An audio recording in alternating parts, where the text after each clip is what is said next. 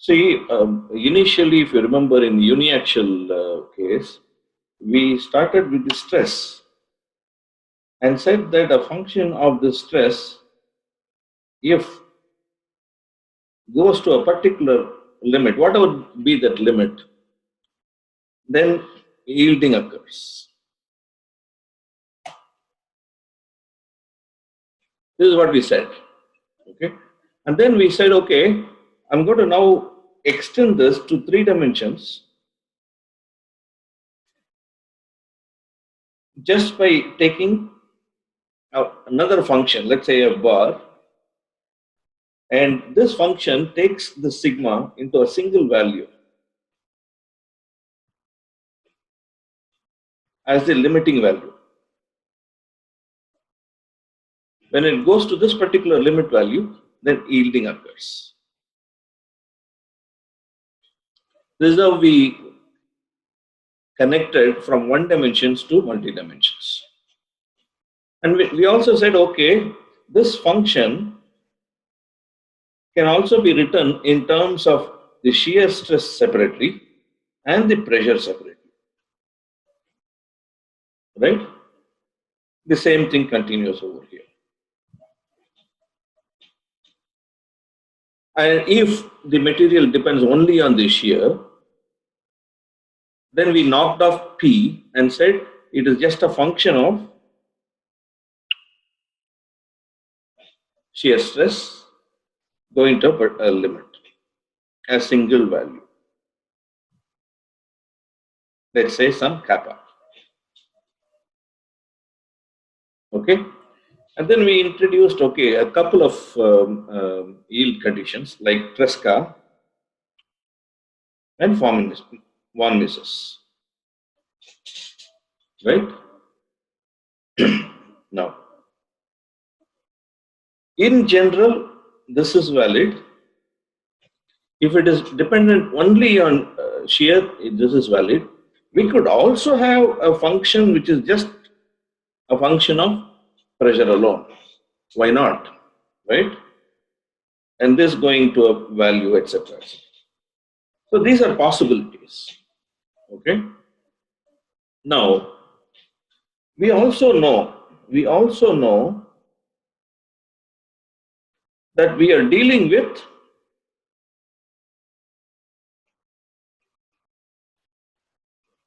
isotropic materials to start with.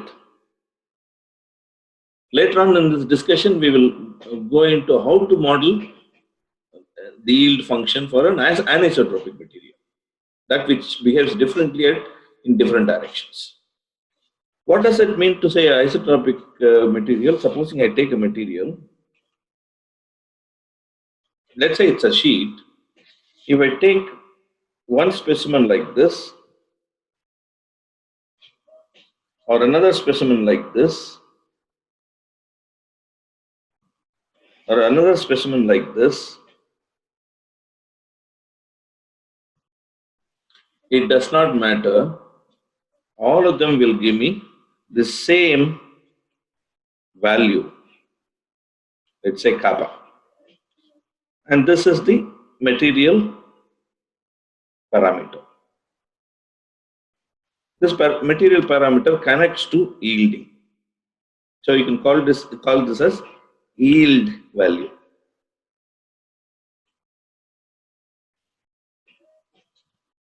All right. Now somehow this notion I need to take into consideration when I do this modeling of yield function. How do I do that?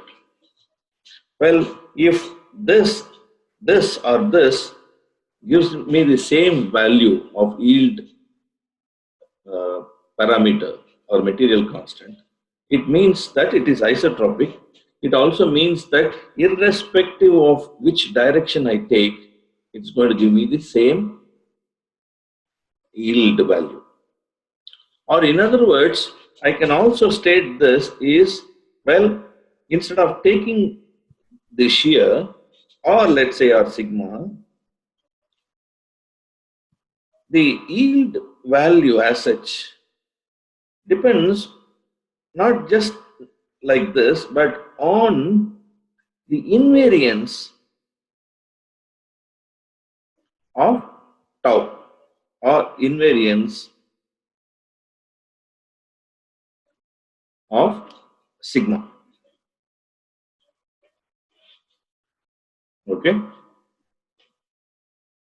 If that is so, then now I can write the yield function to be a function of not necessarily tau or p.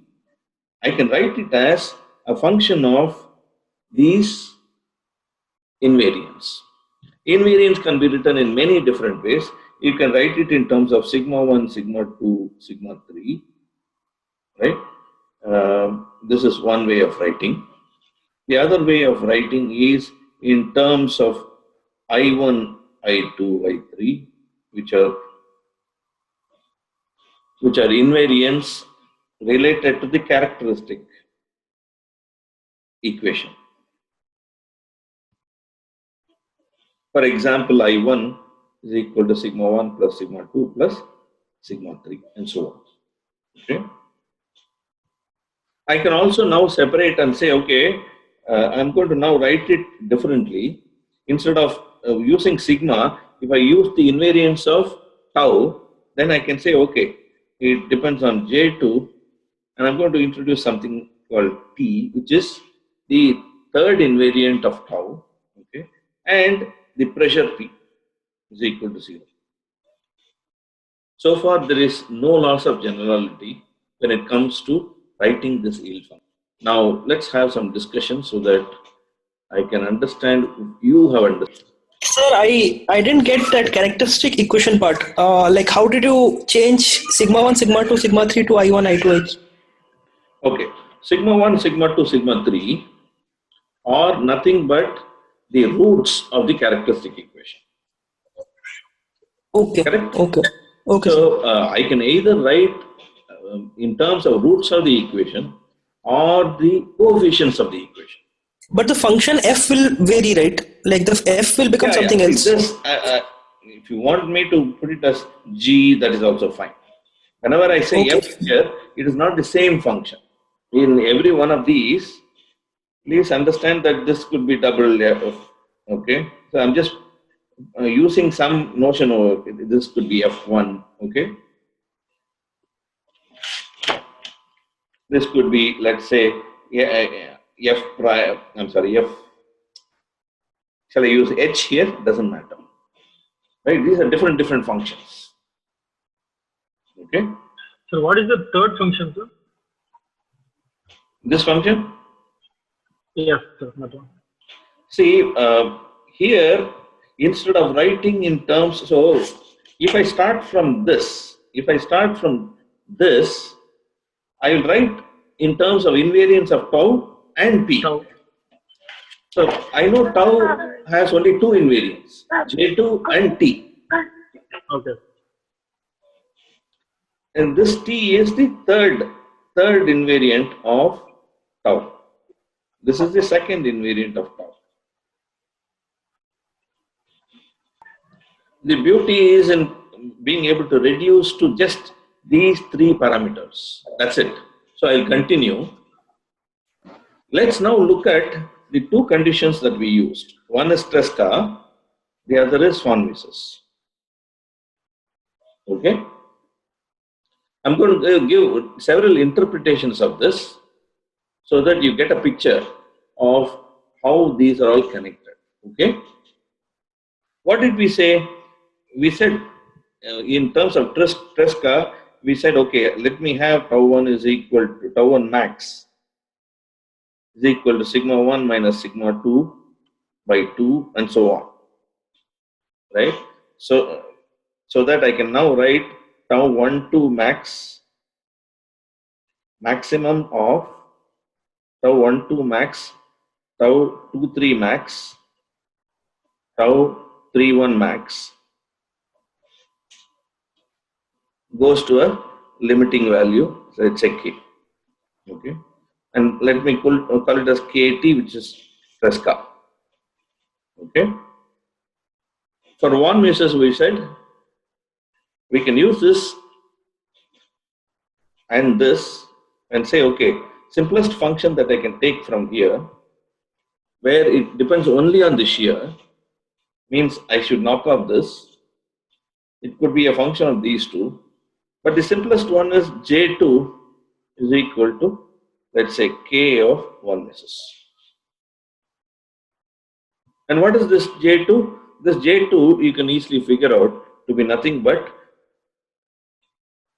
tau 12 max square plus tau 21 max square plus tau 31 max square equals J2. Okay? In a way, if I put it as K square, it makes more sense because K could be the dimension of the stress. Okay? So another way of writing this is root of J2 is equal to a material constant. So far, okay? Okay. If you look at it carefully, this says maximum of these three. This says root mean square of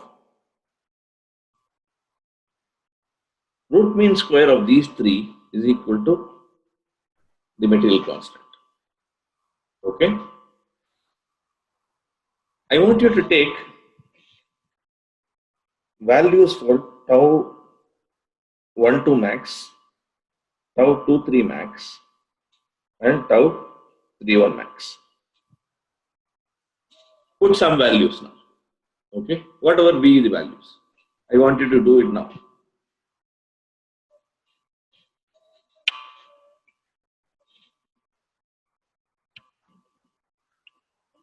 We'll have a discussion in relation to this. Have you chosen the values? Let's say if I choose 2 minus 1, 10. Let us say. Okay, folks? You can now unmute so that we can discuss. Yes, sir. Yes, sir.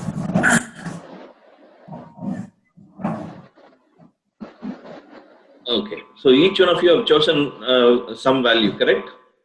Yes, Okay, Yes, sir. sir. Yes. Okay. Now, what I want you to do is, so let me call this as A, this as B, this as C, okay? This is A, this is B, this is C. So what I want you to do is this. A raised to M plus B raised to M plus C raised to M. Do this operation and take mth root of this. I'm going to call this as some n value, okay?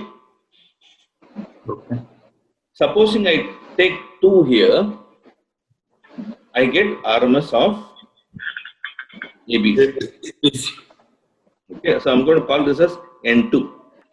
If I take M to be 1, I will get just the addition of these three. Let's say M is equal to 5. What do you get? What do you get for N equal to N2? 10.25. Which one? N2. 25 N5? is 10. 10.0000. 0.00006. 6. Okay. So if I take M equal to 8, No, because the 10 power number is so high, we'll be getting 10. fantastic.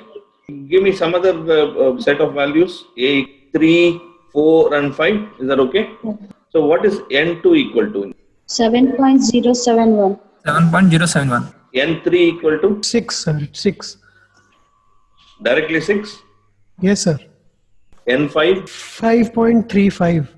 5.35. This N15. 5.011. So what do you notice as you proceed in this direction? Supposing I had taken N infinity, what do you think I would have gotten? 5. Almost 5. 5. Is it not? And why is it 5 in this?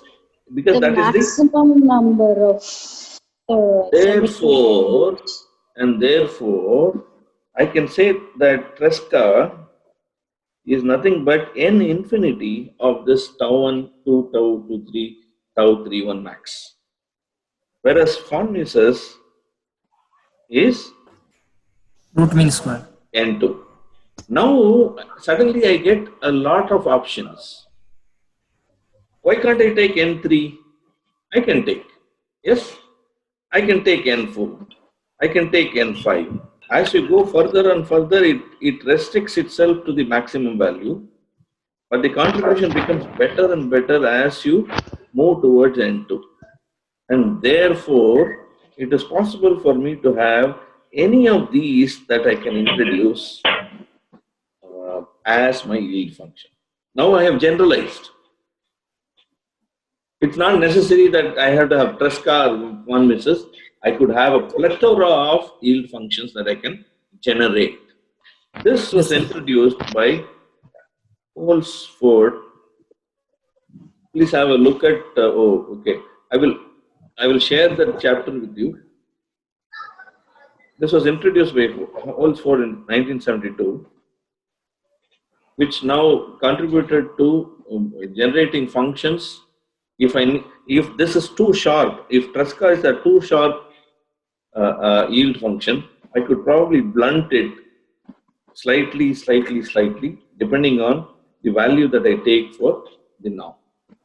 Oh, sir. So I'm not understanding what you mean too sharp and Too sharp. you hear me? This means Too sharp. Oh, okay. Very Too good sharp. question. Very good question.